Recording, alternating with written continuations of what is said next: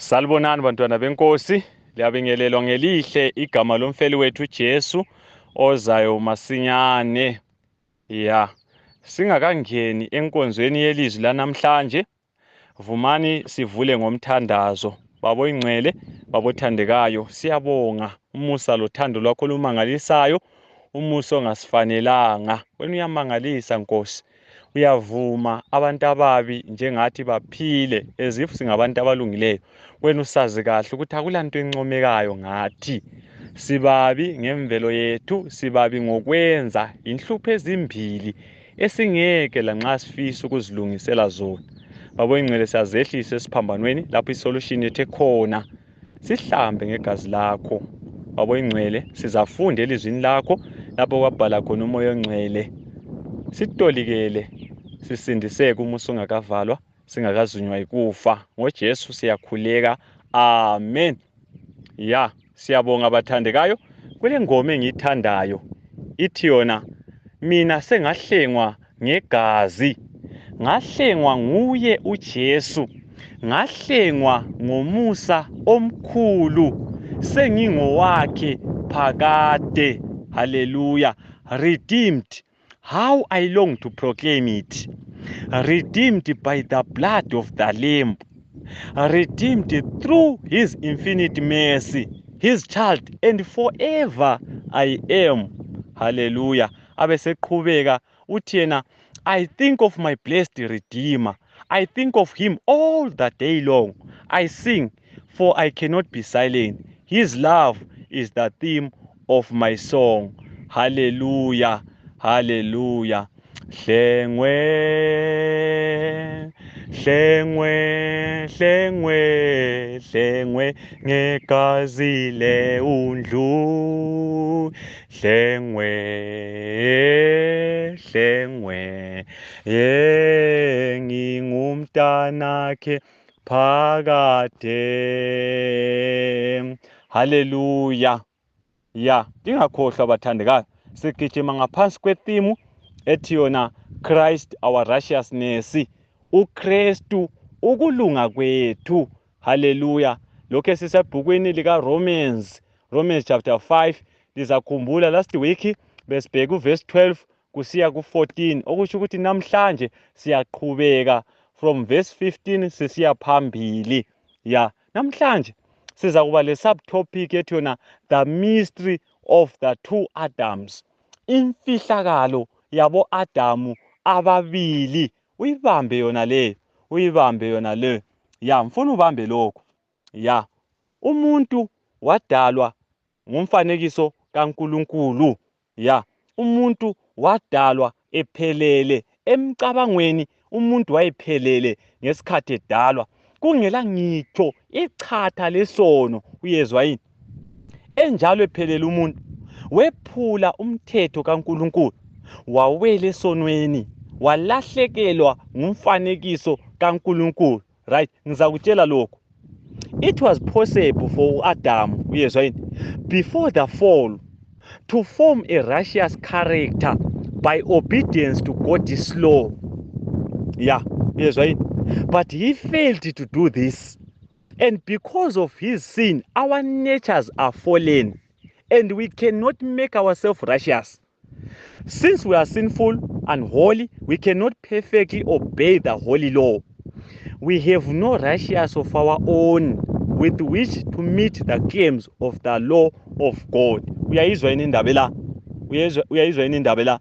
Vele uNkulunkulu bathandekayo, wayengeke athi uAdamu lenzalo yakhe bazabuyela eEdeni ngokugcina umthetho, bona sebeyizoni. Ngoba uNkulunkulu wayesazi ukuthi behlulekile ukugcina umthetho bengakabi izoni. Wathi Mose bewile. Uyangizwa yini wena? Madoda. So wena nxa utshela abantu, ufundisa abantu, uchumayeza abantu ukuthi bagcina umthetho ukuze baye ezulwini. Uyezwa yini? Uhlanekela ivangeli, iheresi, ukhuluma into engekho. Uyayizwa yini? Kulomunye umfowethu engangisebenza laye ngale, wayengumchangana.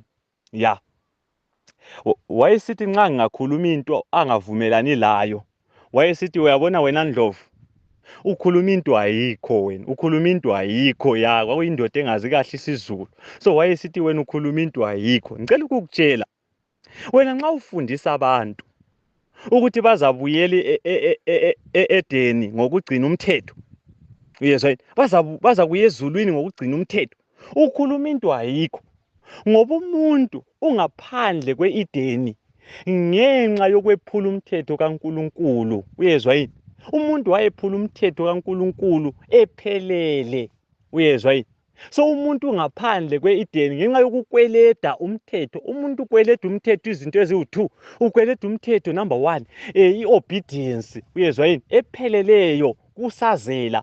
Futhi umuntu ukweleda umthetho ijustice ithi the soul that sin must surely die. Umphefumulo onile kumele afe. So umuntu ngokwemvelo yakhe ngenxa yokona anda ukufa, uyezwa yini, ungaphansi kokufa, ungaphansi kwesono, uyezwa yini, ya bambe khona lokho. So uNkulunkulu wayengeke athi uAdam lo-Eva ukuze babuyele Edeni kumele bagcine umthetho. Yena esazi kahle ukuthi umthetho wawehlulekile ngesikhathi besaphelele. Uyangizwa yini? Ya, uyibambe yona le, uyibambe yona le. Nxa kwehlula uAdam lo-Eva bephelele ukugcina umthetho, wathi mo wena lami esivele silemcabango egcwele ipride, esivele silemcabango egcwele umina, ya esicabanga izibozi waya abantu abawonakeleyo, ya akulanto enhle ngathi wena lami ukocabanga ukuthi singabuyela eEdeni. So uNkulunkulu maye ngaletha lelo vangeli elokuthi do as I do, uyezwa yini,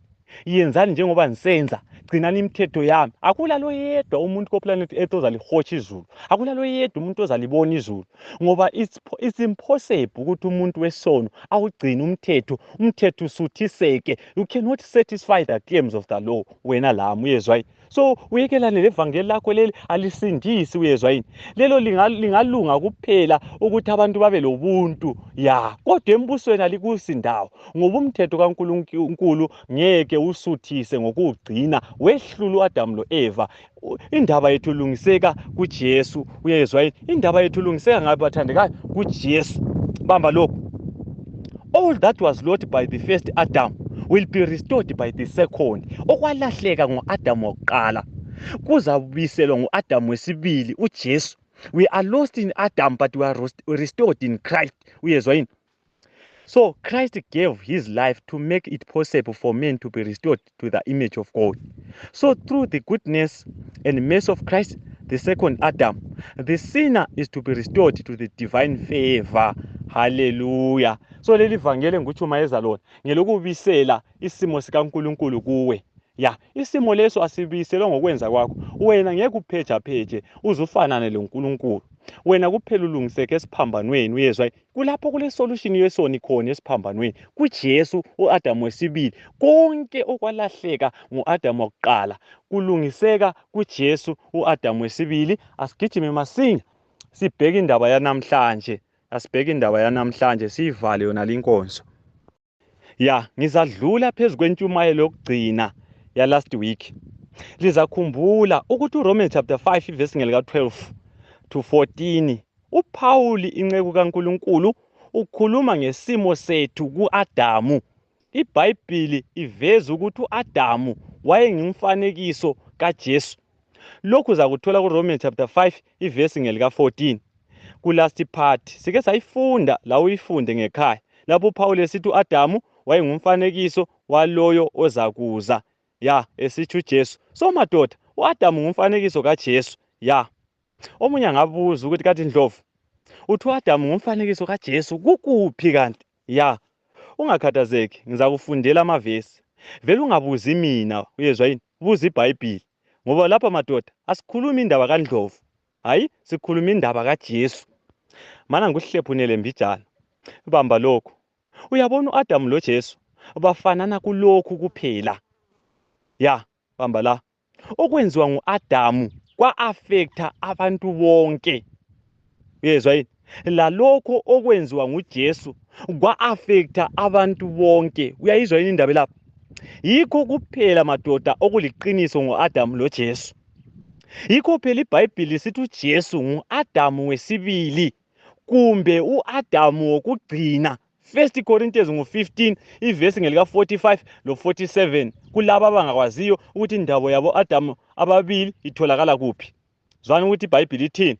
Ngakho kulotshiwe ukuthi umuntu wakuqala uAdamu waba yisidalwa esiphilayo, kodwa uAdamu wokucina waba ngumoya ophilisayo.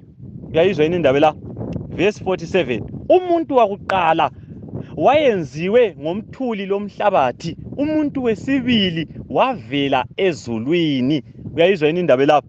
Ngakutshela ukuthi veli igama elithi Adamu asobizo lomuntu oyedwa, ukuthi Adamu ligama lesiHebheru elithwa abantu bonke. Kubambe khona lokho.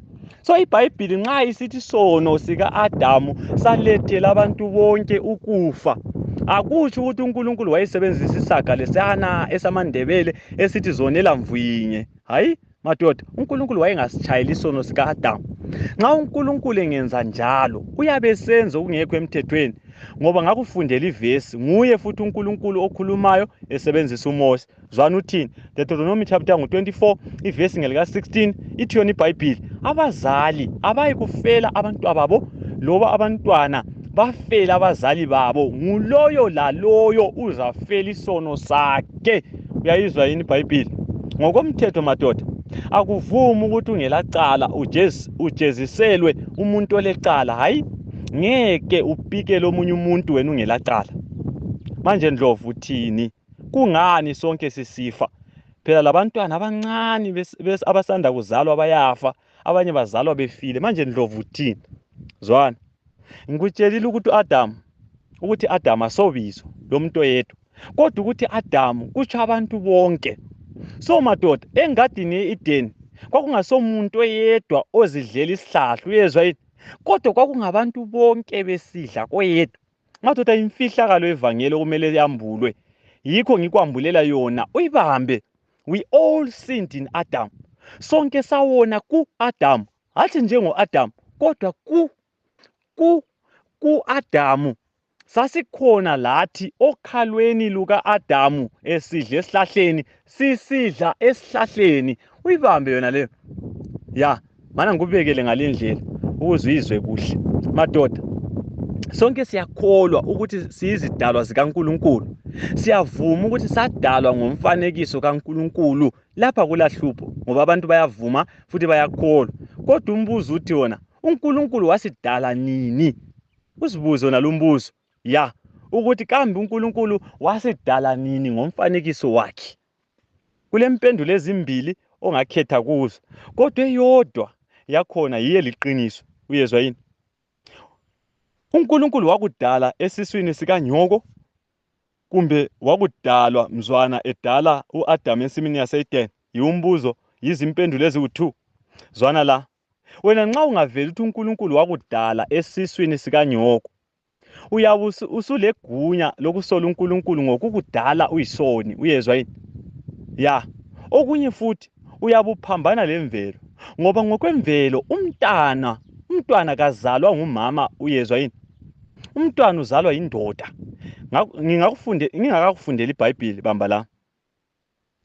Ngokwemvelo umntwana wakho oyintombazana angamitha.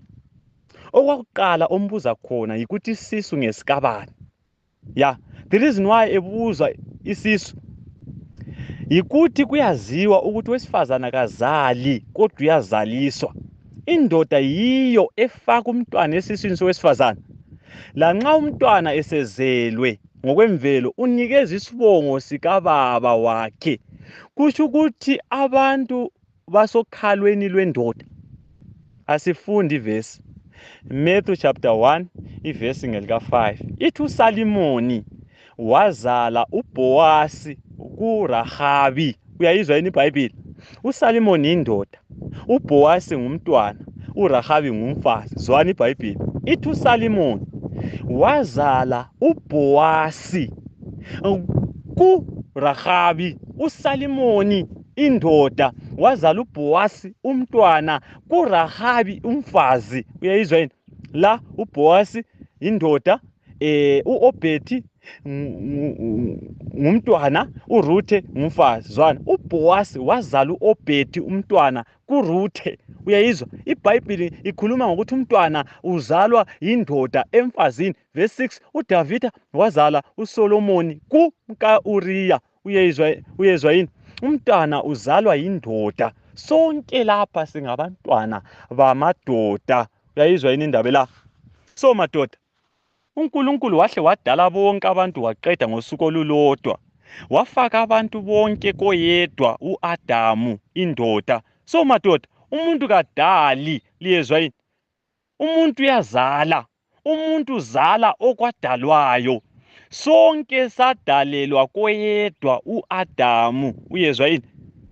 Nxa ungafunda uGenesis chapter 2 verse lika-7, ithi iBhayibheli, uNkulunkulu wasebumba umuntu ngothuli lomhlabathi, wasephefumulela umoya wokuphila emakhaleni akhe. Umuntu wasesiba ngumuntu ophilayo.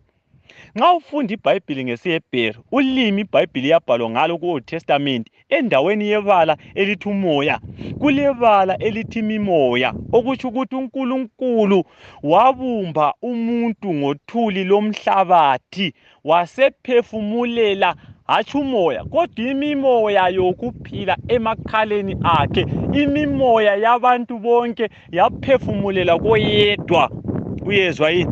uNkulunkulu wahle wafaka impilo zethu sonke ku-Adamu. Uyayizwa yini indaba la? Madoda, iBhayibheli imnandi. Ngesikhalanga balume iBhayibheli ozibha. Asilikholiseni bazalwane, asibambeni indaba yokusindiswa kwethu. So madoda, sadalelwa koyedwa futhi sonakalela koyedwa. So impilo yethu ku-Adamu impilo yesono, impilo yokulahlwa ngokomthetho, impilo engelalungelo lokuphila. Yikho phela sivuka ekuseni sibonga impilo kuNkulunkulu ngoba siphila ngomusa ongasifanelanga madoda. So ku-Adamu wakuqala madoda singabokufa ngoba sonke sonile. Uyibambe. Zwana la, nxa uJesu ethatha isimo soluntu, isimo sika-Adamu lenzalo yakhe, uJesu uba ngu-Adamu wesibili. Uyayizwa yini indaba la? Ngamanye amazwi, zwana la, nxa uJesu engu-Adamu wesibili, ukulalela kwakhe kuyabalelwa kithi. Uyayizwa yini? Lokhu bathandekayo kusemthethweni ngoba abantu bonke balalela uNkulunkulu kuJesu. We obeyed in Christ. Saphatheka ekulaleleni kwakhe ngoba uJesu ngu-Adamu wesibili. Sasisokhalweni lwakhe nxa wayegcina umthetho, lathi kudala umthetho sawugcina. Uyayizwa yini indaba la? Uyayizwa yini indaba la? Bathandekayo, lapha yikho okudilika khona ivangeli lelegalism. Yikho lapho elifela khona. Ukuzama ukusindiswa ngokugcina umthetho, ukuzama ukungena ezulwini ngokugcina umthetho, lapha leli vangeli liyadilizwa, liyabulawa, aliphindi livuke. Uyezwa yini? Nxa ufundisa abantu ukuthi bazangena ezulwini ngokugcina umthetho ngemisebenzi yabo, ukhuluma into ayikho. Uyezwa yini? Uyahlanekela ivangeli. Kambe uJesu uyathi ebhadele kabuhlungu umntakamlimu, elenge enqunu, etshaywe, ehlekwa. Wena uJesu ehamba indlela enzima ebuhlungu, he died a shameful death. Ngemva kokufa okulihlazo, eyangiswa nguSathane lamadimoni. Wena ukophathela umsebenzi yakho uJesu. Ukuthi wena ungangena ezulwini ngemisebenzi yakho. Manje ubona ngathi impilo kaJesu esifa, ukufa okulihlazo isebenzani wena nxa ususenelisa ukuzenzela? Uyezwa yini? So nxa ufundisa abantu ukuthi bazangena ezulwini ngokugcina umthetho ngemisebenzi, uNkulunkulu elungisile ebhadele, zwana, ukukhuluma into ayikho, ukhuluma into engekho engasoze yawusiza umhlaba. Uyezwa yini? Khuluma umfefezo. Phela umfefezo bathandekayo, lanxa ungaze ufefeze njani akuyenzi lutho. Uyezwa yini? Amabele akho ayathi umfefezo ukhona. Uyezwa yini? Sidinga ivangeli elisindisayo, ivangeli lalokho okwenziwa nguJesu okuzasenza sigqoke imqhele. Kulunga kukaJesu okuyitikiti lokungena embusweni. Uyezwa yini? Ngoba madoda sonakalela koyedwa, sahlengwa koyedwa. iproblem yethu iko yedwa uAdamu wakuqala, isolution yethu iko yedwa uJesu uAdamu wesibili. Ku-Adamu wakuqala sayiphula umthetho, ku-Adamu wesibili sawugcina umthetho. Ku-Adamu wakuqala siyakoloda umthetho, kumele sife sibhubhe. Kodwa zwana kuJesu uAdamu wesibili sabhadalelwa ama-requirements of the law, obedience and justice. Asisakolodi lutho, ngokukholwa silempilo engaphiliyo kuJesu, because Jesus tasted death for everybody. Hallelujah madoda. Ivangeli uluju man, ivangeli zinyosi zinotapirira, uyezwa yini? Ivangeli limnandi man, ivangeli limnandi. 2 Corinthians chapter 5 ivesi ngelika 14 ithi yona ngobuthando lukaKristu luyasifuqa, ngoba siyakholwa ukuba oyedwa wafela bonke, ngakho bonke bafa. Haleluya, haleluya. Ngoba uthando lukaKristu luyasifuqa, ngoba siyakholwa ukuba oyedwa wafela bonke, ngakho bonke bafa. Uyayizwa yini indaba la? Uyayizwa yini? Nxa oyedwa wafela bonke, bonke sebafa. Madoda sesafa, uyezwa yini? Phela esiphambanweni kwakungasomuntu oyedwa ofela abantu bonke, hayi, kodwa kwakungabantu bonke besifa koyedwa. Uyezwa yini? Esiphambanweni madoda kwakungasomuntu oyedwa ofela abantu bonke, kodwa kwakungabantu bonke besifa koyedwa. Madoda, ilivangeli leBhayibhili, ilivangeli lombuso, ilivangeli elisindisayo, ulibambe. Zwana ivesi. 1 Corinthians chapter 1 ivesi ngelika 30 ithi ngenxa yakhe lina likuKristu Jesu, yena osebe yikuhlakanipha okuvela kuNkulunkulu, esenzela thina okuyikulunga kwethu ubungcwele lokusindiswa. Haleluya. Uyezwa yini ukuthi ubungcwele buvela ngaphi? Uyezwa ukuthi ukusindiswa kuvela ngaphi?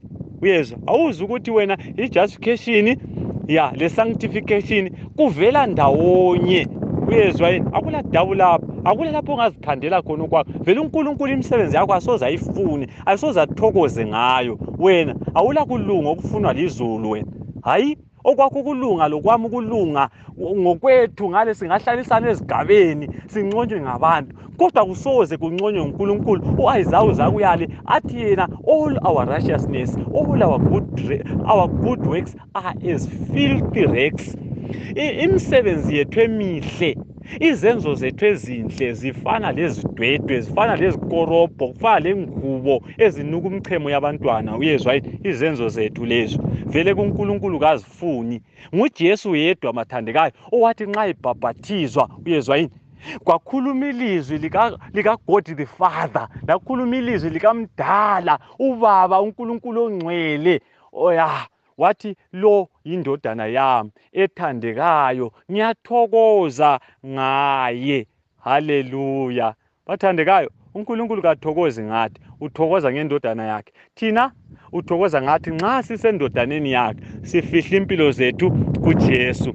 Haleluya. Imfihlakalo yabo Adamu ababili bathandekayo yilivangeli lokulunga kukaJesu. Yiso isisekelo. Nxa sikhuluma nge-righteousness by faith, indaba yabo Adamu ababili yiyo inhliziyo yakhona. Uyezwa yini? Uyibambe, uyikholwe, uyamukele, vuma, ngivale la, kusasa saqhubeka ngayo. Mfowethu dadewethu, wena wazalelwa ku-Adamu wakuqala, vele ungakhonale ngokuzalwa, ngokwemvelo ungwesono, ngokulahlwa. Kodwa zwana ngiyakunxusa, ngikunxusela kuJesu uAdamu wesibili. Ku-Adamu wakuqala we stand condemned, siyalahlwa. Kodwa kuJesu Adamu wesibili isimo siyatshintsha, we stand justified, siyalungisiswa. Uyezwa yini? Senziwa amalungu ombuso ngokukholwa. Buya mfowethu, buya dadewethu, buya mama, buya baba, buya gogo, buya khulu, buya mna wami, buya sikholo, buya sisindiswe, buya sihle sinikezwe itikiti lezulu. Uyezwa yini? Ngiyakunxusa mfowethu, ngiyakunxusa. uJesu wabhadala man. Uyabona, e-Eden eyasilahlekelayo siyabuyela ngento eyodwa, ngokulunga kukaJesu. Nxa sisamukela impilo kaJesu engelasono, Yipassport yethu yokubuyiselwa lapho esalahleka khona. UJesu wabuya wazohlenga lokho kwasilahlekelayo. So wakuhlenga wahle waqeda. Haleluya. Uyavuma yini mfowethu? Uyavuma yini dadewethu? Uzafelani uJesu ebhadele? Uzafelani uJesu ebhadele? Ngiyakunxusa mfowethu, ngiyakunxusa dadewethu. Asikhuleke nxa uvuma. Babo ingcwele, babo thandekayo, siyabonga isithembiso sokuthi wena wabhadala waqeda. Thina okwethi kwamukela ukubhadalelwa nguwe. Bamukela abafowethu, bamukela odadewethu. Sicela usifihle impilo zethu egazini lakho. Sicela uSathane nxa isidinga asiswele ngoba sizitshelwe egazini lakho. Siyabonga Nkosi ukwamukelwa. NgoJesu siyakhuleka, amen.